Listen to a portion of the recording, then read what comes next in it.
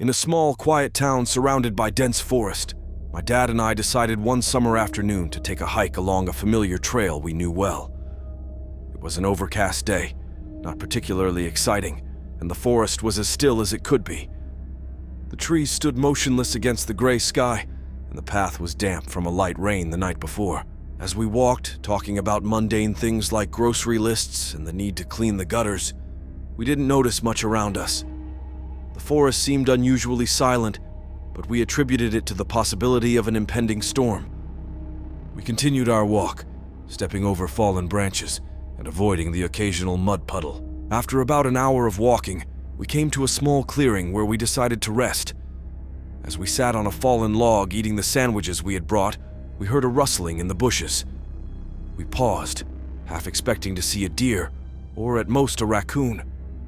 However, what emerged from the bushes was not a creature we recognized immediately.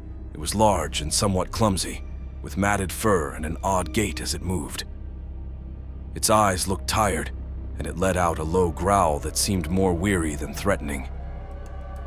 We sat frozen, not out of fear, but more from a lack of energy to react overly dramatically to our unusual encounter.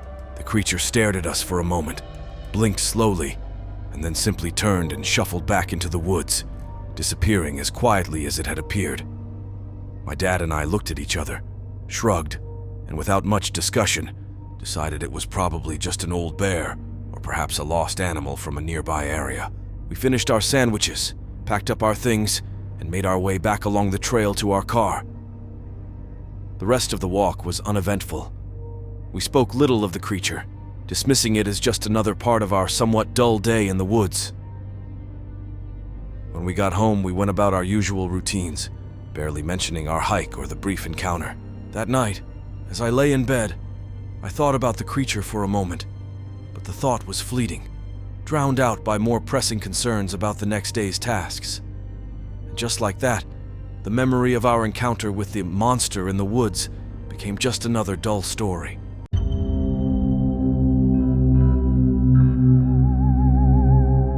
In the dense, shadow-clung stretches of the old greenwood forest, locals whispered tales of the whispers, ethereal, monstrous entities said to dwell within the darkest heart of the woods. The stories had been passed down for generations, ever present in the hushed warnings of elders to curious children, urging them never to wander too deep as night fell over the towering trees. At the center of these tales was the old Henderson cabin, abandoned since a fateful night decades ago when the entire Henderson family vanished without a trace.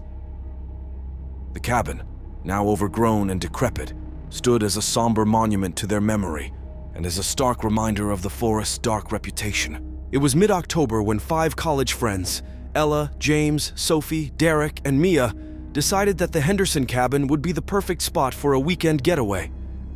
Each was drawn by a mix of thrill-seeking and a desire to debunk the myths surrounding the old forest. The journey began under the golden hues of an autumn afternoon, with laughter and light-hearted debates about the existence of the supernatural. They hiked through the rustling leaves, their backpacks laden with camping gear and provisions, blissfully unaware of the creeping dusk. As they neared the cabin, the forest seemed to close in around them. The trees, gnarled and ancient, whispered with the wind, casting elongated shadows that twisted and turned on the forest floor. The fading light painted everything in shades of gray and deep blue, and the air grew inexplicably colder. Upon reaching the cabin, the group quickly set to work, lighting lanterns and unrolling sleeping bags inside the musty, old structure. They gathered around a small campfire outside, where the flickering flames cast ghostly dances of light against the dark woods. As the night deepened, they began to share ghost stories, each tale more eerie than the last, their voices growing quieter as the encroaching silence of the forest pressed in upon them. It was then that Sophie suggested they play a game, dare each other to stand alone outside the circle of the campfire's light, just at the edge of the woods for a full minute.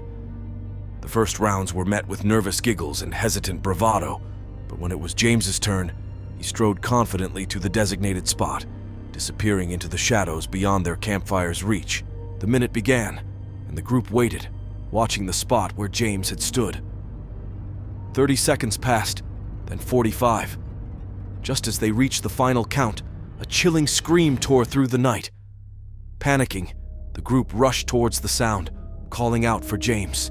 They found him moments later, not far from where he had stood, his eyes wide with terror, his body trembling. He spoke of feeling hands, cold and ethereal, grasping at him, whispering voices that filled his ears with dreadful promises. The group hurried back to the safety of the fire, casting fearful glances at the impenetrable darkness that surrounded them. That night, none could sleep, as every rustle of leaves and every snap of a twig sent shivers of dread through their spines. They huddled together, whispering about what James had experienced, wondering if the tales of the whispers were more than just stories. As dawn broke, the forest transformed once again, the sinister weight of the night lifting with the rising sun. The group packed up quickly, eager to leave the oppressive atmosphere of the woods behind. As they left, each cast wary glances back towards the cabin, its windows seeming to watch them leave. The air filled with the faintest echoes of whispered goodbyes. They never returned to the Greenwood Forest, and whenever their paths crossed in the years that followed, they spoke little of that night, each privately nursing the chilling memory of when they briefly touched a world beyond their understanding, a world that dwelled deep within the haunted woods of Henderson's tales.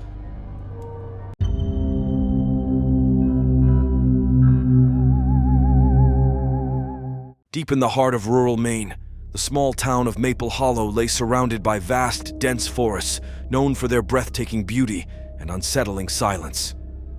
The locals, a tight-knit community of few words and many superstitions, spoke often of the Maple Hollow beast, a creature said to be half man, half wolf, that roamed the woods during the full moon.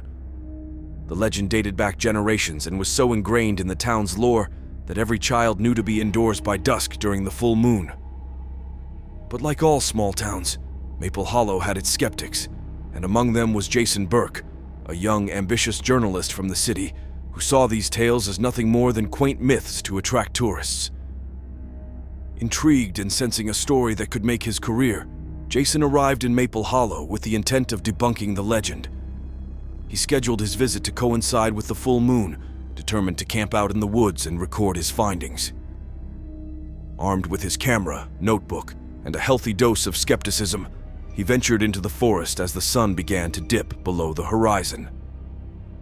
As night enveloped the forest, Jason set up his camp near an old, gnarled oak tree, said to be the very spot many claimed the beast was often sighted.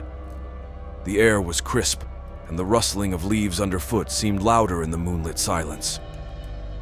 Jason, feeling a mix of excitement and a touch of nervousness, kept his camera at the ready. Hours passed with only the sounds of the forest keeping him company. Just as he began to feel foolish for believing he might actually witness something supernatural, a sudden chilling howl echoed through the trees. It was unlike any sound Jason had heard before, primal and filled with a hunger that made his blood run cold. Grabbing his camera, Jason ventured deeper into the woods, drawn by a mixture of fear and curiosity. The howls grew closer, more desperate and anguished. He soon came upon a clearing where the moonlight broke through the canopy in silver beams. It was there that he saw it, a creature, towering and covered in thick, matted fur, with eyes that glowed a fierce yellow against the darkness. Its snout was smeared with fresh blood, and in its hands it clutched the remnants of what appeared to be a deer. Frozen in shock, Jason watched as the creature turned its head sharply towards him, its nostrils flaring as it scented the air.